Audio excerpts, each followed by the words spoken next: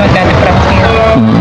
Kung wala kayo, hindi namin mapapagamot kung kapatid na. Hindi kaya talaga. Kaya na lang namin doon sa kulungan niya. Wala kayo. Kung wala kami, hayaan nyo lang doon. Di mamatay na lang siya doon. Kasi siyempre unahin sa ng buhay namin, Daddy Frankie, unahin namin yung pang-araw-araw namin nagkakitain. Oo. Panggasot sa araw-araw. Yung kapatid namin nandun lang. Mahirap talaga. Pero kahit nandun nakikita namin, hirap din yung isip namin saka yung kalooban namin na nakikita yung ganyang kalagayan niya. Lipstick. Ay, hindi ako nag-lipstick. Walang arte-artehan mga kababayan. Simple lang po. No? Si Ate Ansing lang ang mahilig mag-lipstick. Di ba? Kanina pulang-pula ang labi. Siyempre naman po, hindi na nga po ako maganda, hindi pa po ako mag-lipstick. Ha? Hindi na? Hindi na nga po ako maganda, hindi pa po ako mag-lipstick. Mag-lipstick. Ate Kanina po, Daddy Frankie. Oh, magkwento ka. Nakilala ko. Oh. Sa may pagamutan. Oh. Nagpa-picture sa akin. Okay, sikat ka na. Artista ka na. Ano sabi mo? Nagbigyan ko naman talaga namang hindi ko nakakaya naman. Pinagbigyan mo? Picture lang naman ng mukha ng pangit. Buti hindi mo hiningi ng yero. Kaya Oliver, andito na tayo ulit. Behave ka doon Titignan ka ng mga doktor para tuluyan na tayong gumaling Okay, very good. Magpagaling ka na. Ate Ansing, yung pinapakuha kong ID card, i-explain mo ulit sa doktor para maging kumpleto ang request, Okay, so kayo ang bahala, Hindi na ako bababa, pero ang mag-a-assist sa'yo si Kuya Sam. Pag kulang pa, andyan naman si Kuya Rap, Sige po. Okay, kung ano yung tanong yun na sasagutin nyo, usisahin ninyo, Okay, good. So, ayan, mga kababayan, mga kabarangay. Time check, 12:11 po, tanghali, sakto-sakto. Sana mabilis lang kaming matapos dito. Para after nito, dalhin naman siya sa sa private doctor, yung para sa paa naman, para tuloy-tuloy na yung paglakad niya, maging straight yung lakad niya. Pag gumaling na siya, ayan, dito na tayo. Diretso tayo pasok, di ba? Ayan. So, salamat mga kababayan. Alam nyo naman po, pagdating sa loob, bawal na po ang camera, no? Paunahan mo yung sa kaliwa. Ingat kayo. So, keep nyo na yung mga camera nyo dito.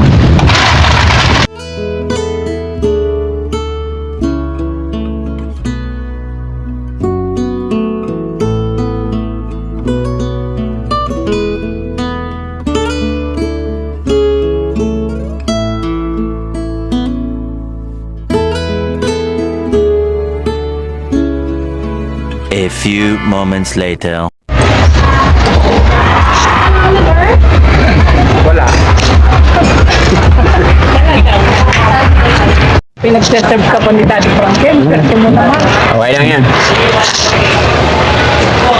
So, kay Nanay Ansing, Salamat po.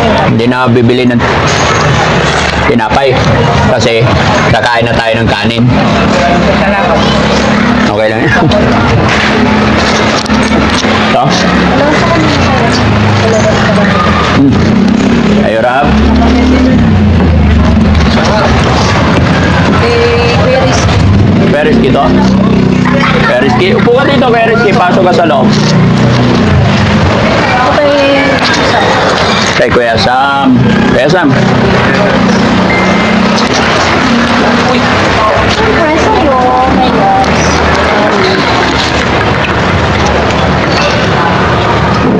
Tahan.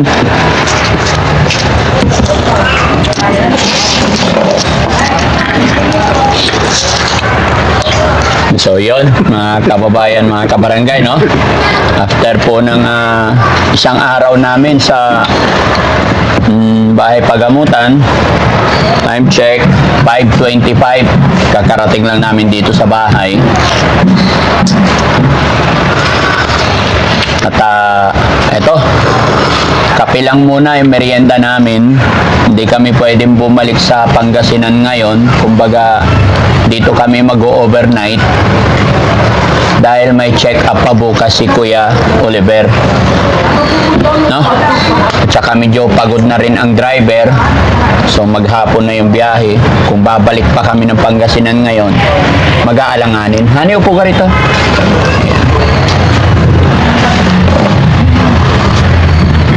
Salamat sa Panginoon kasi natapos na naman ang check-up ni Kuya Oliver at unti-unti na pong nagiging maayos ang lahat. Kuya Oliver, okay ka lang? Ha? Oo. Okay ka lang? Oo. Very good. Si Ate Ansing, okay lang? Hindi ka napagod? Asan na yung makeup mo? Ba't nawala na? Bukas na naman po para pipit. Bukas na naman. Yung tinitipid din pala yun. Opo, para hindi agad maubos. Mahal din ba yung makeup? Mahal din po pag walang pambili. Pag walang pambili, mahal. So, yung mga resita, so ano sabi ng doktor sa'yo, Nanay Ansing? Ito po yung, sabi po niya, ano po, tinasan ko yung, pinalitan niya po yung gamot. Oo. Ako po kung yan yung dating, iniinom ni Kuya po. Oo, pinalitan, iba na yung gamot. Dati po, kasi tinanong po siya, Oo. mali-mali naman po yung sagot niya. Oo. Kaya sabi po niya, taasan ko yung gamot mo kaya. Yes. Ganun. Kaya po, dati po, isang araw, isang tableta lang po. Oo. Ngayon po, 1.5. 1.5. Kalahati po sa umaga, tapos gabi po isa. Isa. Okay. At least, yun ang sinasabi ko, Nay. Kaya kayo gusto kong kasama para nalalaman nyo rin yung nangyayari. Para alam nyo. At kayo talaga yung may karapatan.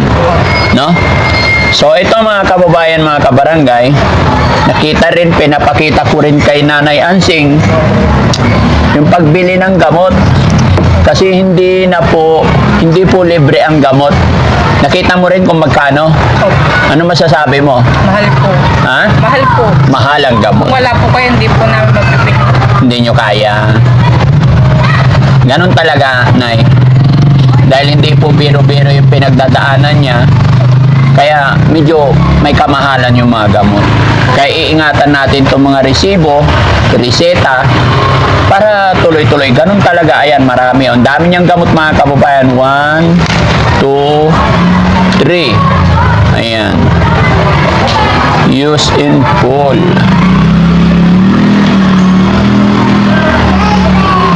So, ibig sabihin, mamaya after natin kumain, iinom na siya, no? Pwede isang ubo na tableta.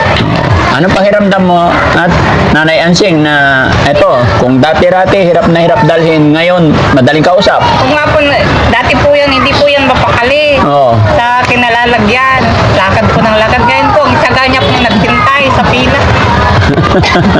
Oo. Ibig sabihin, nakakaintindi na. Oh. Dati po sa bahay noon, hindi po yan mapakali na, hindi mapirmi sa isang tabi. Mm-mm. Lakad ng lakad. Ngayon po, nakaupo lang po dyan kanina sa isang gusto po wheelchair. Kung mapapansin nyo, mga kababayan, nagdala pa rin kami ng wheelchair kasi yung paglalakad niya is paunti-unti lang. Pero ang mahalaga dyan, nagkakaroon na improvement. Pero syempre ayaw kong persahin, gaya ng aking sinabi, gumagawa pa kami ng paraan para ma-check talaga lahat, pati yung sa paa niya, no? So gaya ng sinabi ko, hindi tayo pwede umuwi ngayon, dito tayo matutulog para bukas ibang check-up naman, no? Salamat po dati. Oo. So okay lang yan, Nay, kahit na medyo may kamahalan, ang mahalaga gumaling. At gaya ng sinabi ko, para hindi ka rin nag-iisip, para alam mo rin kung gaano Oo nga po. kung gaano kalaki yung gastos, effort. Hindi ko isinusumbat to.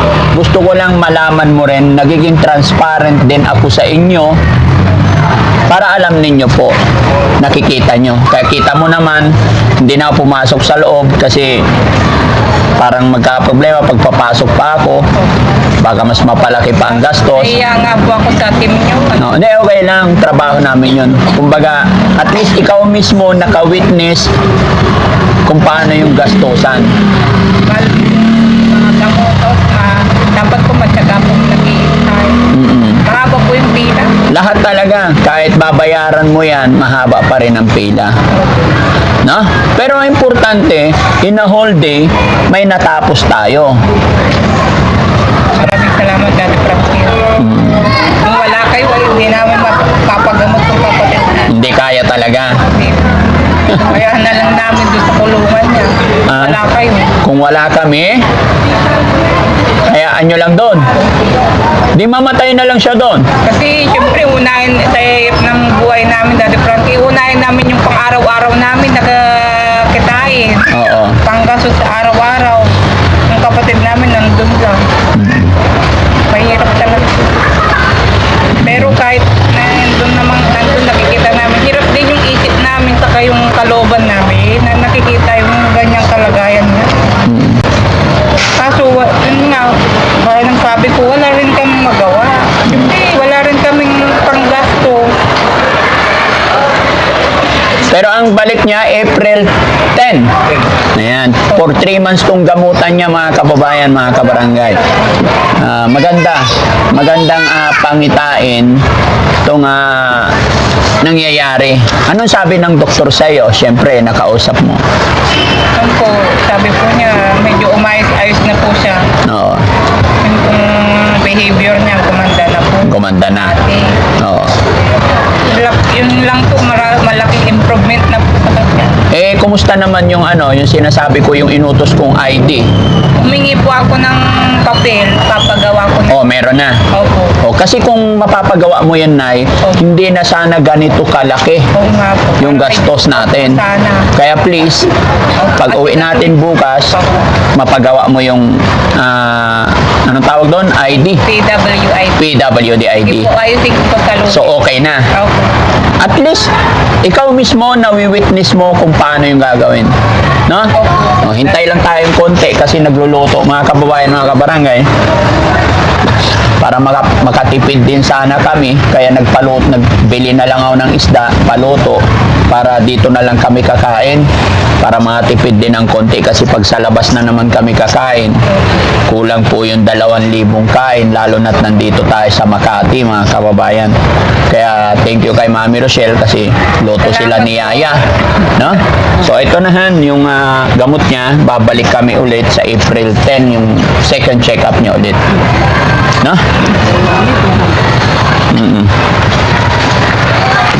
Kaya nga 3 reseta yan. Okay? So ang magtatago nito si Kuya Sam, no? Kuya Sam, tatago mo to. Dati Frankie, iba po kayo talaga. Alam niyo po yung ibang nakilala ko na nakakaangat sa buhay. Hindi po sila nakikihalubilo sa kagaya namin, lalo na sa may ganitong kondisyon na may sakit sa pag-iisip. Yung parang ilag sila ba? Bakit? Kayo po malayong nakikahalubilo kayo sa mga kagaya namin na mahirap, na may sakit. Iba po kayo talaga. Bakit? Mahirap din naman ako, hindi ako mayaman. Hindi naman po. Oo, hindi ako mayaman. Ginagawa ko lang yung kagustuhan, yung masarap sa pakiramdam kasi nakakatulong. Meron po kasing yung mga taong iba, hindi man po sila nakakaangat. Yung parang nandidiri ba sila? Ay. Kaya namin, lalo na sa kalagayan ng kapatid na po. Pare-parehas kaming pare-parehas lang tayong tao. Kung may mayaman man si Mami Rochelle. Yan eh. Kaya Yan. doon pa Siya po lang yung totoong mayaman. Hinahangaan ko na po yung pagka mababang loob mo. Totoong tao. Ayan, okay lang yun. Basta gawin lang natin yung tama. Gawin lang natin yung nararapat, no? So, pagkatapos kumain, saka tayo mag-i-in para mapagpahinga rin kayo. Pagpahinga rin ng, kapag pahinga rin ako, mga kababayan, medyo nangalumata ako. Kasi yun, kagagaling ko lang dito nakarang araw, balik dito. Tapos, hindi ko alam, baka Sunday. Meron na naman. Pero okay lang yan. Alam ng Panginoon kung ano pa yung mga mission natin. So, yun mga kababayan. Honey, kumusta yung niluluto? Okay lang. Ayan. At saka, yun mga kababayan, may nabasa ako sa comment section, no? Sabi sa, anong sabi, Han? Napapansin si Mami Rochelle, eh. Ha? Isa lang daw yung pantalon niya. Kaya bigyan nyo ng pambiling pantalon si Wala na Aling kasi Rochelle. ang pambiling pantalon, kaya isa na lang pantalon ko. babasahin ko yung comment ng ano natin mga kababayan. Okay, yan.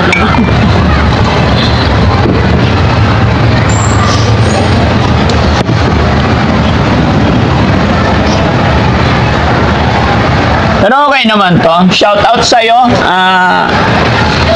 Kay Nada Kabunto Morog. Ayan. Daddy Frankie Official. Huwag mo sanang mamasamain. Tanong ko lang ha. Lahat ba ng kulay ng pantalon ng asawa mo pare-parehas lang ba ang kulay? Sorry po sa tanong. Kabayan, ganito yan. Para hindi ka nahirapan. Kamag-anak kasi ito ni Francis Leo Marcos. Kung si Francis Leo Marcos, pare-parehas ang damit, siya naman, pare-parehas ang pantalon. Magkakamag-anak yan. Joke lang. Wala akong problema dyan, nagtanong lang siya. Ewan ko, almost, hindi naman isa. Nagkakataon. Nagkakataon and then almost same kasi. Minsan pagdating sa camera kasi, halos magkakasimilarity ang color. Tsaka, hindi naman po kami talaga mayaman mga kababayan. Lalong-lalo na si Mami Rochelle. Tuwing madaling araw kasi nasa palengke kami. Pag nandito sa Makati, yung trabaho namin, nasa palengke, magmamarket. Araw-araw po kasi yung business natin mga kababayan. Ito yung rason, pasasalamat namin sa Panginoon dahil nabiyayaan tayo ng maliit na negosyo bilang pasasalamat, kaya kami gumagawa ng ganito, charity. The same time, honestly po, nakatulong na, nakakaroon din tayo ng revenue. So sa revenue, mas nakakarami pa tayo ng natutulungan. Pero yung sasabihin na mag-iba-iba kulay ng pantalon, magpa-sosyal, hindi po namin kaya yon. Honestly po, hindi naman po kami mayaman. Sa palengke lang din po si Mami Rochelle. Kadalasan, kaya ganito lang po. No? So, sana mapanood mo ito, kabayan na nagtanong kung bakit pare-parehas. Wala pong masama ang loob dito, okay lang po yun. In-explain din namin. Hindi po kami sanay na magpa-social kasi wala naman talaga kami isosyal.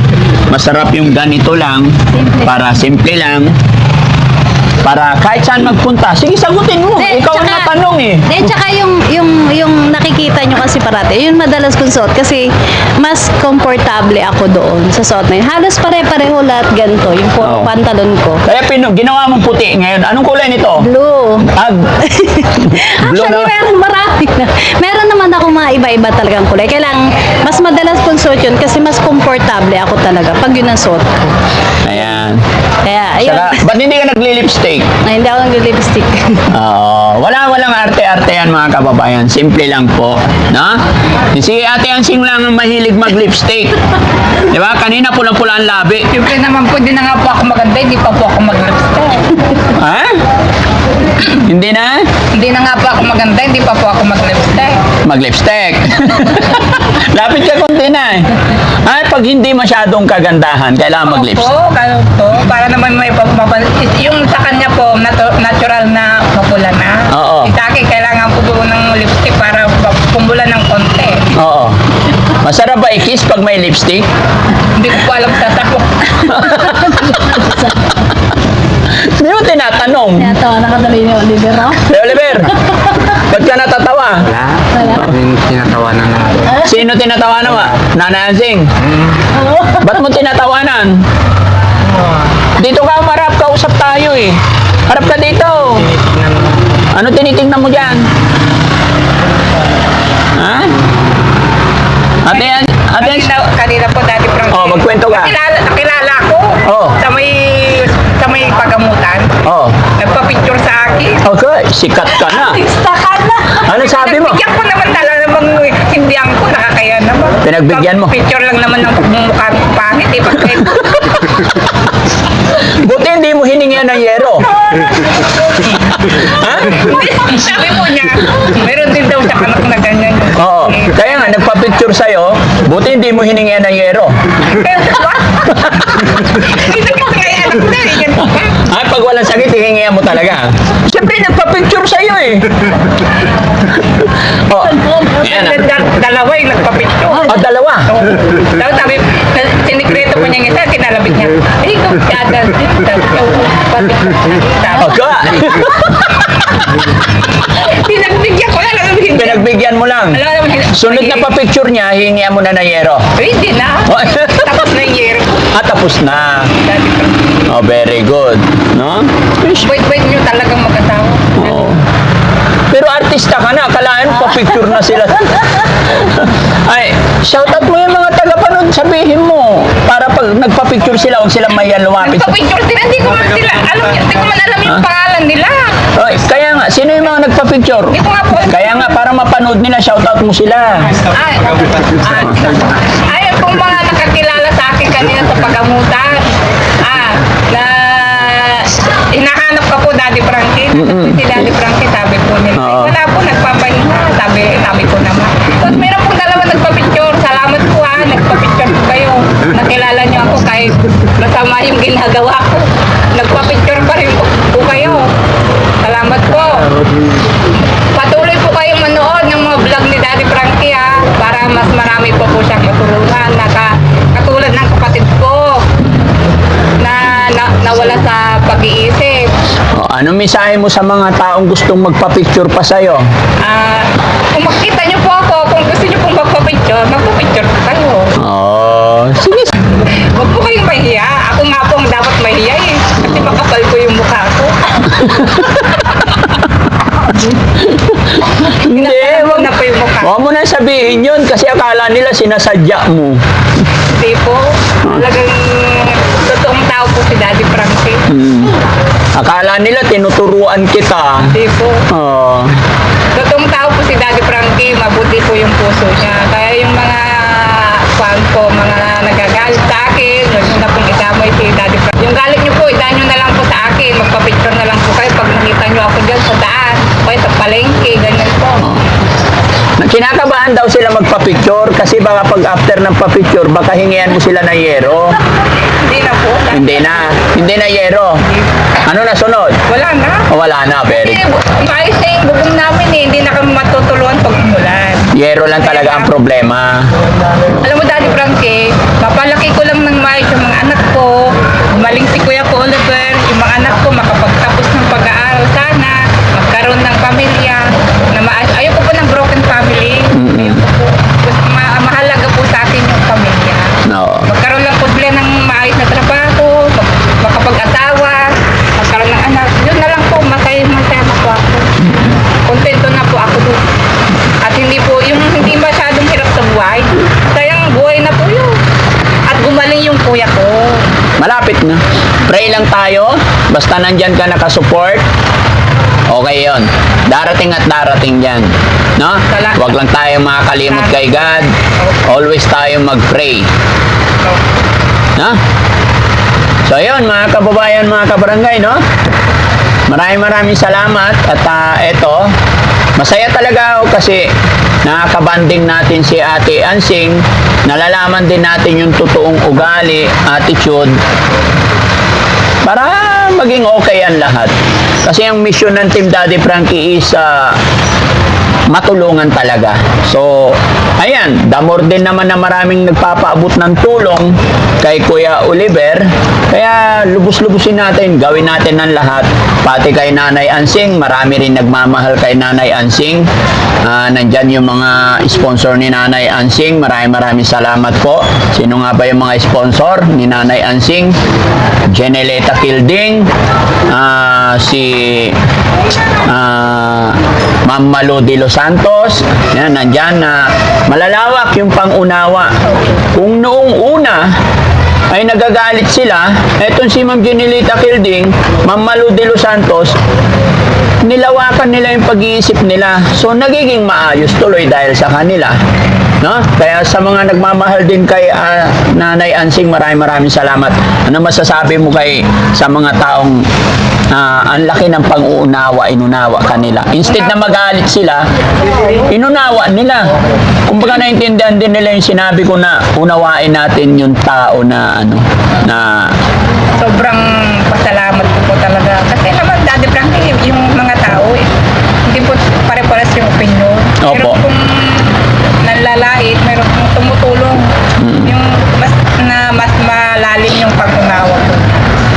Nakakaunawa. Sa mga nakakaunawa po sa akin. Pero aminado naman po ako na sumobra po ako. Sumobra po yung talaga ako sa paghingi ng pera sa inyo. Opo. Pagpasensya Dong! po ako. Nasobran po ako. Kaya humihingi po ako ng pasensya sa mga taong na ano po. Si Daddy Frankie, malaki po ang tinulong sa amin. Kaya malaki po ang utang dalog namin sa kanya. Kung hindi po sa kanya, hanggang ngayon, nandun pa sa kulungan yung kapatid ko. Madumi, mabaho, hindi kumakain. Pero ngayon, malaki na po ang improve niya. Tumaba na nga po siya eh. Noon po, ang payat-payat na, ang dumi-dumi, mahaba yung buhok, sigaw ng sigaw, ng pagkain. Ngayon po, maayos na po siya. Tingnan niyo po, ang taba-taba na niya. Dati po, ang payat-payat po niyan. Dati takot na lapitan. Hindi nyo nilalapitan. Yung pagkain po niya,